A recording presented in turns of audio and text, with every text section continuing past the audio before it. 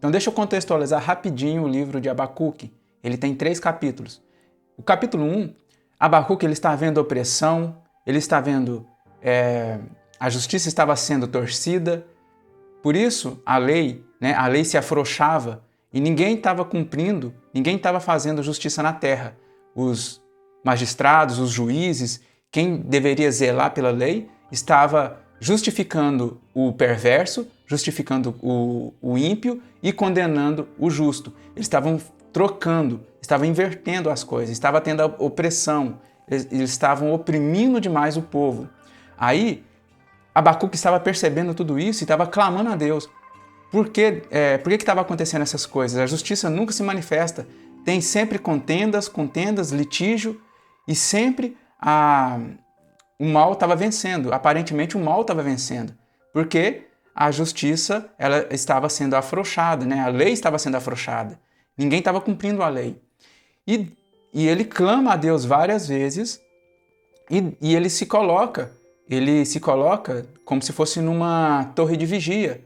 Ele se coloca, ele se isola para questionar isso a Deus. Por que isto estava acontecendo? Aí Deus fala que para eles ficar maravilhados que Deus iria fazer uma obra tal que eles não iriam nem acreditar. Mas isto iria ser, o texto ele frisa que é para tempos determinados do fim. É para tempo determinado do fim. E é a mesma frase que o escritor de Hebreus ele citou, que se tardar, espera-o, não tardará. Essa frase que o escritor de Hebreus colocou no texto que nós lemos, ela não está aleatória. No mesmo contexto de Hebreus, o escritor estava falando que para suportar essas coisas, que o Senhor ele não vai tardar. Pode parecer tardio, mas não tardará. É por fé que nós vamos herdar a promessa.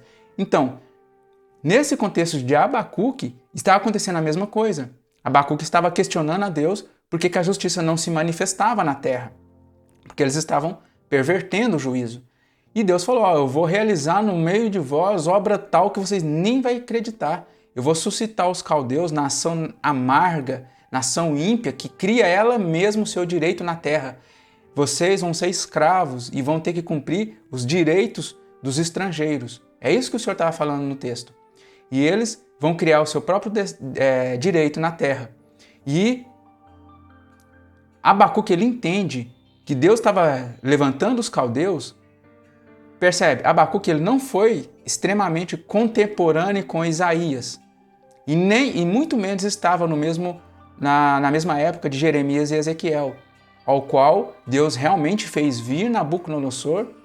O império da Babilônia já estava dominando a terra. Aqui ele estava um pouquinho antes, até de Isaías, eu creio, porque Deus estava levantando o império da Babilônia ainda. Não tinha todo o poder ainda. Provavelmente ele estava na época da Assíria. Deus levantou primeiro a Assíria.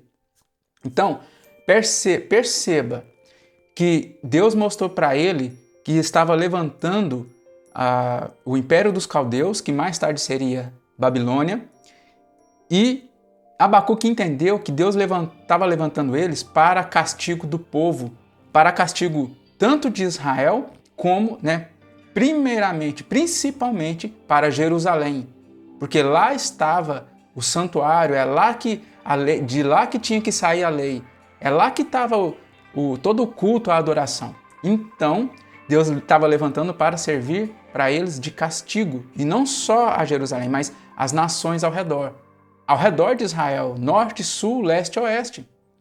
Compreende? Deus iria castigar este povo rebelde, tanto Israel, Jerusalém, como as nações, porque Israel era para santificar o nome de Deus, o nome do Senhor, nos 4 cantos da terra. Israel falhou vergonhosamente nisso. Assim sendo, o Senhor levantando o império dos caldeus para castigar o povo, iria também castigar pessoas que estavam lá, que eram justas também. Pessoas aos quais, de certa forma, faziam o que é certo, porque nunca vai ser 100% do povo todo. Sempre Deus reserva para si pessoas que não se dobram aos joelhos aos outros deuses. Não é assim que Deus fala para Elias, que reservou 7.000 homens que não se dobrou o joelho a Baal. Então, o Senhor ele sempre vai separando, tomando para si, homens que não se curvaram aos outros deuses. Os perversos do próprio povo vão torcendo a justiça e o povo ele vai sendo presa fácil dos próprios perversos. Aí o Senhor vai inverter a situação, ele vai levantar os caldeus, ele levanta uma nação para corrigir Israel e para eles serem também presa. Então, irmãos, vamos ler então Abacuque 2 já, para vocês entenderem, a partir do verso 1. Por-me-ei na minha torre de vigia, colocar-me-ei sobre a fortaleza e vigiarei para ver o que Deus me dirá e que resposta eu terei à minha queixa. Verso 2. O Senhor me respondeu e disse: escreve a visão, grava-a sobre tábuas, para que a possa ler até quem passa correndo. Então é visão. Então se refere a uma visão. Aconteceu no tempo dele, realmente veio acontecer no tempo dele, mas ele vai indicar que é para tempo determinado do fim. Verso 3. Porque a visão ainda está para cumprir-se no tempo determinado. Tempo determinado, irmãos, aqui, ó, a palavra tempo é moed. Esta palavra moed ela é usada para as festas fixas. Ela significa lugar determinado, tempo determinado, reunião. Ela significa literalmente um lugar determinado, ou seja, um lugar de reunião, um lugar que Deus aponta. Significa literalmente também tempo determinado, o tempo que o Senhor repartiu. Ele repartiu esse tempo e indicou cada evento em cada período repartido. Tempo determinado. E também é uma palavra usada para a tenda da congregação, a tenda do encontro. É uma palavra com um sentido muito amplo, mas que ela é entendida no seu próprio contexto. Mas se apressa para o fim e não falhará.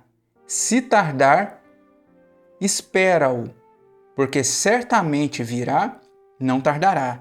Tá vendo? Aqui começa a repetir a frase, o texto que foi pegado emprestado daqui e que o escritor de Hebreus colocou na sua carta. Presta atenção. Presta atenção. Então, era para se cumprir no tempo determinado, correto? Então, o que ele diz? Mas se apressa para o fim e não falhará. Se tardar, espera-o. Esse espera-o é a visão, mas também o escritor de Hebreus colocou como o Senhor Jesus vindo, para eles não desanimar, para eles não perder a para eles não perder a esperança, para eles se fortalecerem na fé. E aí sim, espera-o, certamente virá, não falhará. Então, não falhará. Se tardar, espera-o. Esse espera-o é o Senhor Jesus, é o prometido que está vindo. Ele é que tem que vir. E a visão está demonstrando que ele vem, entendeu? Aqui está falando da visão. Mas como nós temos a revelação, nós sabemos que é ele que tem que vir. Porque certamente virá. Não o que tardará. É o Senhor Jesus que vai vir. Certamente virá, não tardará. Compreenderam? Agora, olha, esse contexto para nós termos perseverança, ele sempre vai estar ligado a um contexto de tribulação. Verso 4. Verso 4. Presta atenção aqui, ó. Eis o soberbo, sua alma não é reta nele, mas o justo viverá pela sua fé. A sua alma não é reta, a sua própria alma não é reta, mas o justo viverá pela sua fé. Então, o soberbo, ele vai estar sendo apresentado aqui como o rei dos caldeus, como o rei da Babilônia. Claro, está falando primeiramente para você entender contextos espirituais de tempo de fim, tempo do fim, tempo dos eventos de Apocalipse, você tem que entender o contexto primeiro. Esse soberbo aqui, este homem aqui, ele se tornou soberbo, o rei da Babilônia, você vai entender que ele se tornou soberbo, porque Deus levanta as nações para castigar outras e também castiga aquela mesma que ele levantou. Ele castiga com outra nação que vai levantar, outro império, na verdade, que são, lembra? As 7 cabeças, que são 7 montes, são 7 reis. Todos eles, Deus permitiu levantar para que um abatesse o outro por causa da soberba. E no final de todos, Deus também tratava com aquele ao qual Deus fez levantar, ao qual Deus entregou o domínio, entregou os homens, os animais, entregou toda a terra na mão desses homens. Mas eles não davam glória a Deus, eles se ensoberbeciam. E Deus tratava também com eles depois, levantando outro reino, outro império. Então, eis o soberbo. Sua alma não é reta nele, mas o justo viverá pela sua fé. Lembra? Se retroceder, nele não compraz a alma de Deus, nele não se compraz a alma de Deus, porque ele vai apostatar. Assim como o vinho é enganoso, tão pouco permanece o arrogante, ou seja, ele vai estar sendo enganado por si mesmo. Como o vinho tonteia a pessoa, né? Faz ela ficar ébria, tonta, a arrogância é a mesma coisa. Ele vai achar que está com muito poder mesmo, vai se engrandecer, vai adquirir muita força, né? Muitos soldados, muitos exércitos, e isso a soberba precede a ruína, não é verdade? A soberba não precede a ruína? Então, tão pouco permanece o arrogante. Agora, prestem atenção aqui. Prestem atenção aqui, ó. Cuja gananciosa boca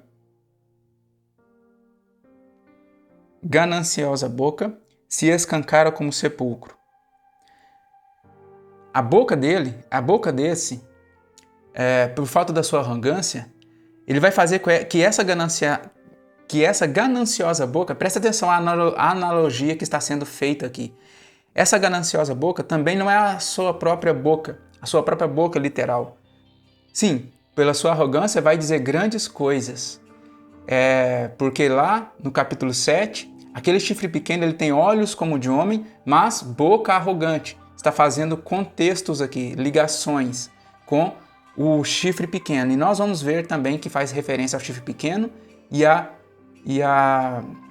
Obadias. Nós vamos chegar já. Obadias também. Então essa gananciosa boca, ela se escancara como vamos ver que palavra que é? Sheol. Lembra aquela palavra Hades, que é o mundo dos mortos? A palavra Sheol no hebraico também, presta atenção, também ela é o mundo inferior, que letra A, o mundo inferior. Percebe? Essa mesma palavra, Sheol, e aqui foi colocado como sepulcro. Essa tradução está errada. A gananciosa boca dele se escancara como um Sheol. Então, tanto a sua boca arrogante, que é a mesma do chifre pequeno lá do capítulo 7, que aquele chifre pequeno é revelado também lá no capítulo 9 como o príncipe que há de vir, capítulo 9, verso 27, que é o abominável da desolação, aqui também está revelando ele. Eis o soberbo. Essa gananciosa boca, não só a literal dele, mas ele está fazendo com que a boca do Sheol se alargue tão grande para serem jogados as pessoas lá dentro. Porque a morte e o inferno estava seguindo. Vocês começaram a compreender que o livro do Apocalipse está pegando essas revelações aqui, essas profecias, está confirmando elas lá? O próprio livro do Apocalipse, ele significa revelação. A palavra significa revelação. Se a palavra significa revelação, algo estava coberto, algo estava com um véu, ao qual a gente não tinha muito entendimento, não conseguia enxergar plenamente. Só a silhueta. Compreende? Então, o Apocalipse está confirmando todas as profecias de Deus. Todas elas. Percebe? Então, esse personagem aqui, que tem a boca arrogante, é o mesmo lá que o cavaleiro, né? O cavaleiro do cavalo verde, ele chama morte, e o Hades, lá, que está escrito Sheol, estava seguindo ele. E ele tinha autoridade sobre a 4ª parte da terra para matar os homens, matar né? Por meio da espada, fome, guerra, pestilência e as feras da terra. Vocês estão começando a entender estes contextos? Aqui, a sua gananciosa boca é como o Sheol, é como o mundo dos mortos. Lá, o cavaleiro, ele chama a morte e o Hades e o mundo dos mortos o segue. Ele ajunta para si todas as nações e congrega todos os povos. Onde vai acontecer isso? Isso vai acontecer no capítulo 38 e 39 de Ezequiel. Lá onde vai estar falando de Gog, da terra de Magog. Gog significa montanha. A palavra Gog significa montanha. Apocalipse 17 vai dizer que aquelas 7 cabeças do dragão, ou seja, as 7 cabeças do dragão são 7 montes. Na verdade, as 7 cabeças do dragão e também as 7 cabeças da besta, que um configura o outro, né? As 7 cabeças da besta são 7 montes e que também são 7 reis. Ou seja, a parte mais alta do império é o rei. Não tem como ser outra parte. Não tem como ser o meio, a cauda. A cabeça é o monte. A cabeça é o último, na verdade, é o rei. Aí ele vai falar que depois também, na 7ª cabeça, que da 7ª cabeça vai proceder o 8º rei. Então, isso também eu vou fazer um vídeo à parte, revelando quem é a 7ª cabeça. A 7ª cabeça dela vai proceder o 8º rei. E o 8º rei é esse chifre pequeno lá de Daniel 7, que vai subir entre os 10 chifres. Aí, o que acontece do verso 6 em diante? Essa arrogância dele vai levar ele à destruição dele mesmo. Vai dizer que ele vai ser objeto de motejo, de provérbio. Toda essa arrogância, toda essa força que ele tem, vai cair por terra. E ele vai ser também, ele vai sofrer também, receber a sua recompensa por essa arrogância. Ele vai ter os seus bens todos esquadrinhados. Aqui ele vai falar no texto, vai fazer uma série de apontamentos, dos quais a gente vai ver também em Obadias. Lá vai estar falando de Edom. Não quer dizer que Edom é necessariamente o anticristo, mas através do contexto lá de Edom, que perseguiu Jacó, Edom ficou feliz. Edom é Esaú é irmão de Jacó. Naquele contexto, Edom ficou feliz, se alegrava por causa da ruína de Jacó, por causa da angústia, por causa da calamidade que Deus estava levando para Jacó, para servir de castigo. E Esaú, que é Edom, se alegrava e até participava, estava junto dos estrangeiros, dos gentios, para saquear, para matar dentro da cidade, e também ficava de espreita nos caminhos para perseguir os que estavam fugindo. Então Edom, Deus vai estar mostrando também, configurando como o anticristo, configurando características de como o anticristo vai agir. A gente está vendo em Abacuque aqui características do anticristo, daquele cavaleiro do cavalo verde. A gente está vendo todas essas características.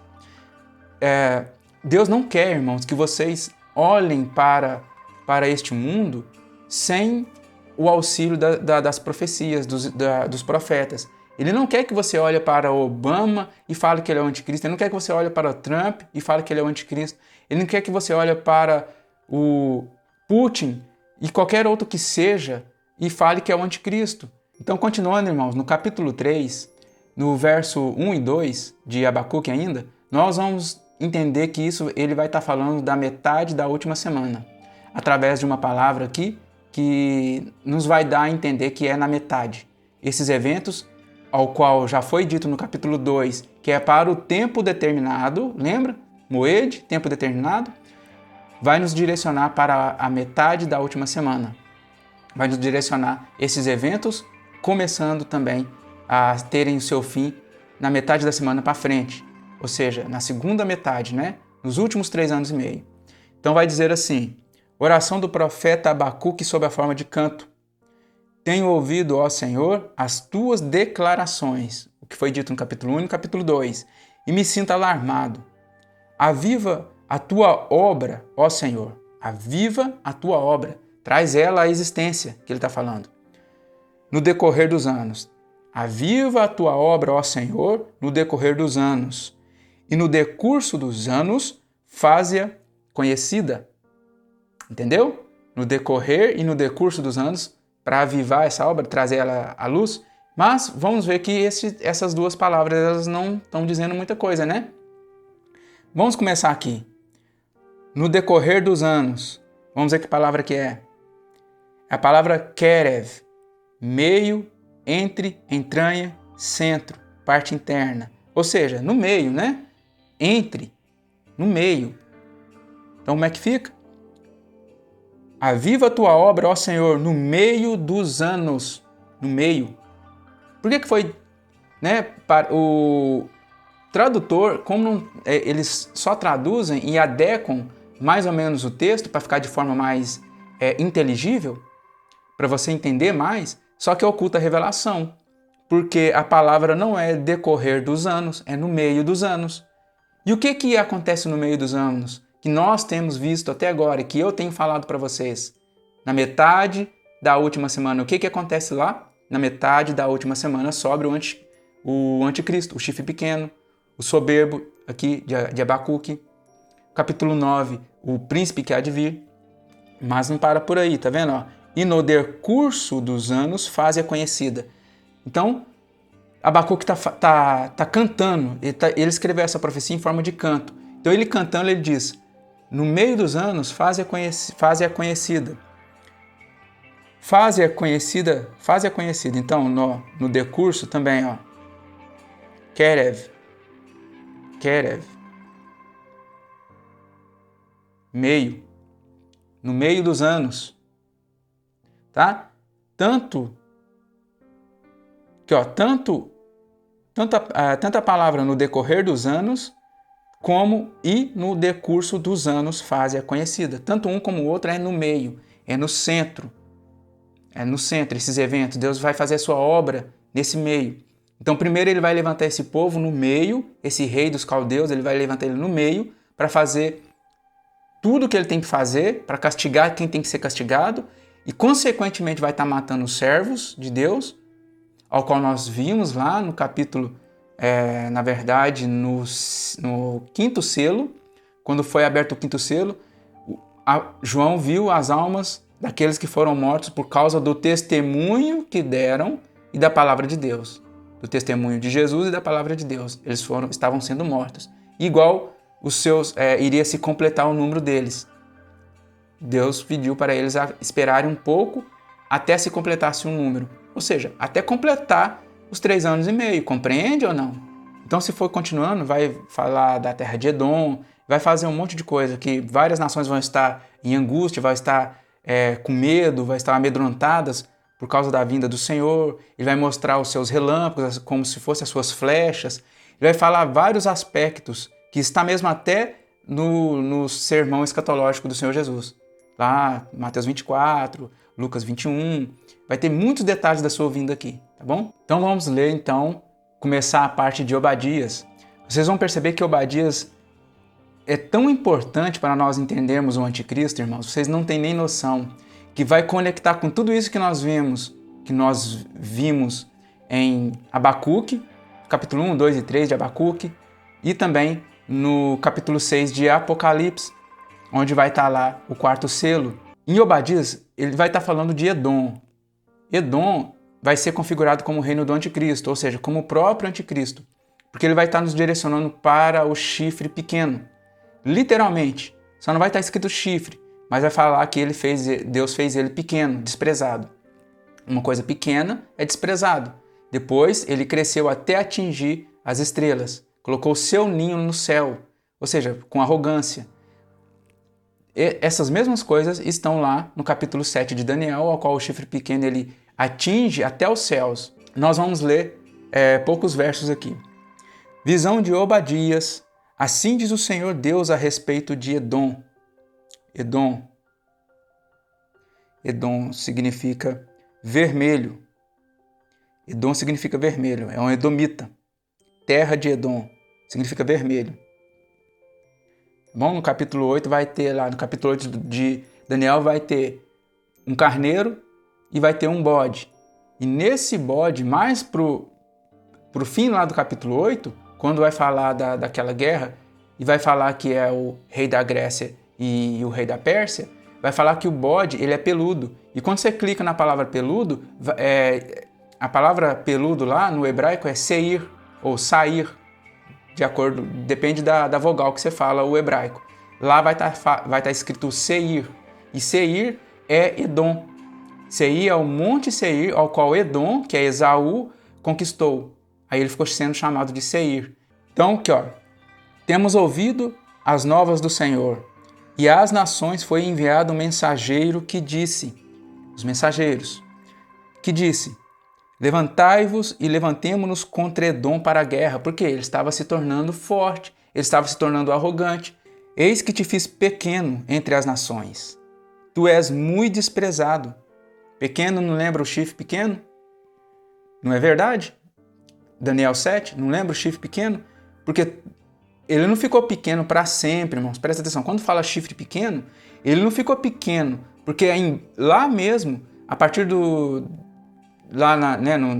verso 7 de Daniel 7, quando vai descrever todos aqueles eventos dele, né, Daniel vê esse chifre com olhos, que tinha olhos como de homem, tem mais coisa para se falar aqui, né? Esse mundo globalizado, cheio de vigilância, câmeras e tudo, esses olhos como de homem e uma boca com arrogância, mas diz que ele parecia mais robusto que os outros companheiros. Mais robusto do que os outros companheiros. Ou seja, ele não ficou pequeno para sempre, ele cresceu, ele ficou grande, ele ficou tão grande que atingiu, né? A soberba dele foi até os céus, semelhantemente como o diabo fez. O diabo falou que queria colocar o trono dele acima das estrelas dos céus, ia sentar lá no monte da congregação e receber a adoração. Todos esses personagens são a cópia do diabo, ou seja, tem o mesmo espírito do diabo, entendeu? Então, a soberba do teu coração te enganou, ó tu que habita nas fendas das rochas, na tua alta morada, e dizes no teu coração, quem me deitará por terra?